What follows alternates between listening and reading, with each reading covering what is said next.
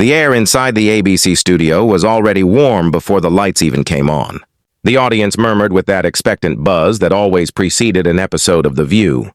Crew members darted across the set, checking cables, straightening mugs on the table, and brushing lint from the host's blazers. The air smelled faintly of coffee and makeup powder, and at the center of it all, sitting with one leg crossed over the other, was Scarlett Johansson. Calm, composed, her signature poise unshaken even under the swarm of attention. She was there to promote her new movie, a politically charged drama that had already stirred early controversy online.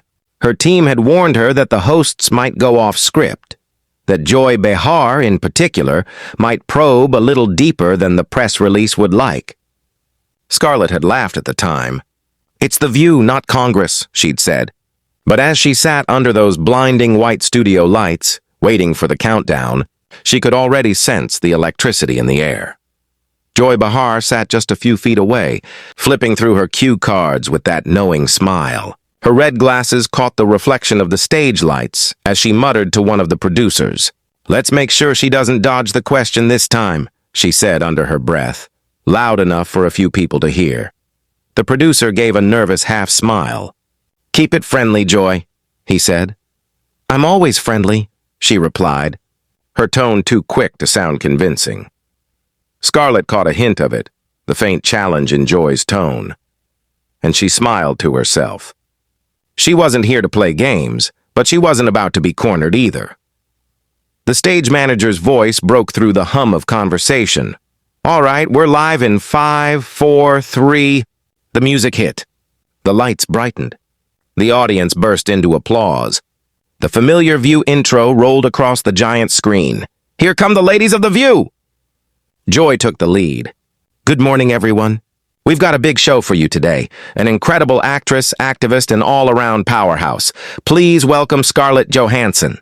Applause filled the room again as Scarlett smiled and waved, her posture impeccable. She thanked Joy and Whoopi with that gentle grace that had made her so likable for years. At first, the interview went smoothly. They talked about her latest role, a mother fighting against media manipulation, and Scarlett's eyes lit up as she spoke about storytelling and human truth.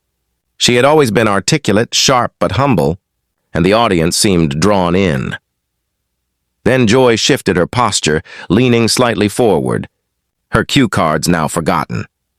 "So, Scarlett," she began, "you've always been vocal about women's empowerment, fairness, all that.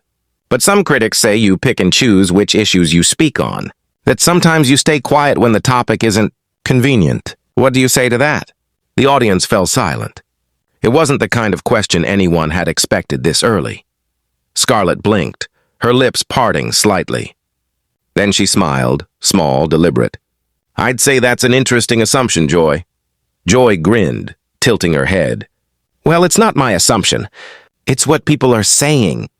Scarlett clasped her hands together. "People say a lot of things," she said evenly, "but I speak when I have something real to say. I don't believe in making noise just to be part of the noise." Whoopi shifted slightly in her chair, sensing the tension, but Joy wasn't done. "But don't you think, given your influence, you have a responsibility to use your voice? I mean, staying quiet can be seen as taking a side, too." Scarlett's tone remained calm, but there was steel underneath. "I think people confuse silence with ignorance or cowardice. Sometimes silence means reflection, and sometimes, Joy, it means letting the people most affected speak for themselves. I'd rather listen than pretend to know better than the people living it." Audience, hesitant at first, then stronger. Scarlett leaned back slightly, maintaining eye contact with Joy. The tension between them was magnetic now, undeniable. Whoopi looked from one to the other and muttered under her breath, "Oh boy, here we go." Joy tried to laugh it off. "Hey, I'm just asking what the people at home are thinking." Scarlett gave a small, tight smile. "Then maybe the people at home should ask themselves why they need celebrities to tell them what to think." That landed like a hammer. The room erupted. Gasps, scattered cheers, awkward laughter. The cameraman zoomed in instinctively, catching Joy's face as her smile faltered for just a second. The clip of Scarlett Johansson walking off The View spread like wildfire. Within an hour, every entertainment outlet, social media platform, and late-night host had something to say about it. Headlines blared across timelines. Scarlett Johansson walks off The View. Joy Behar speechless. Actress calls out celebrity culture in shocking on-air moment. Whoopi Goldberg's expression says it all. Producers at ABC scrambled to manage the fallout. Some wanted to downplay the exchange as spirited conversation. Others argued they should issue a statement clarifying that Scarlett wasn't kicked off, but had chosen to end the segment early. Either way, it was too late. The moment had already taken on a life of its own. Memes, slow-motion edits, reaction videos dissecting Scarlett's tone, Joy's expression, Whoopi's body language. It was digital wildfire, and no PR team could stop it. By the following morning, Scarlett sat in her Manhattan apartment, a cup of black coffee cooling on the table beside her. Her phone buzzed non-stop. Journalists, friends, even her publicist urging her to control the narrative. But she didn't feel like explaining herself. She had said what she meant. For once, she thought maybe silence would speak louder. On the other side of the chaos, Joy Behar arrived at the ABC studio early, visibly agitated. Her team had tried to assure her that this kind of thing wasn't unusual, controversy sold after all, but Joy's pride had taken a hit.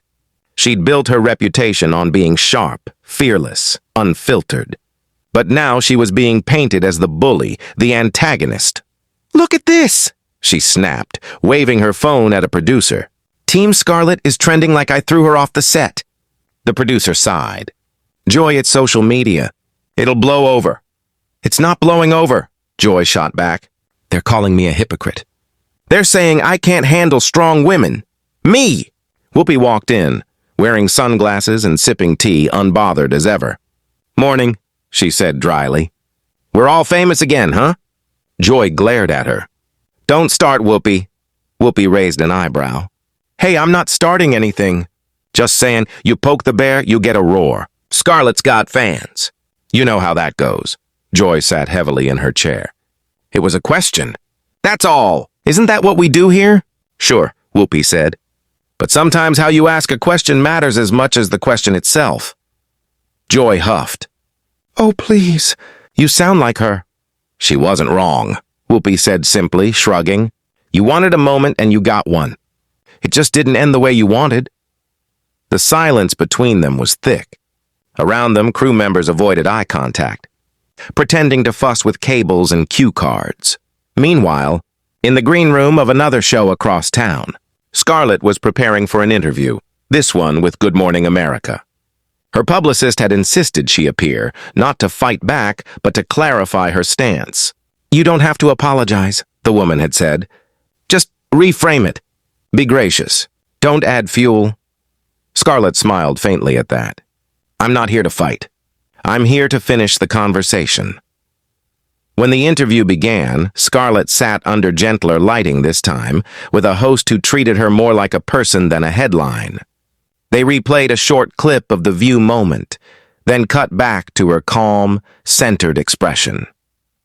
"I didn't plan to walk out," she said evenly. "I just felt like the conversation had become about confrontation instead of understanding. And that's not what I signed up for." The host nodded. "A lot of people are calling you brave for standing your ground."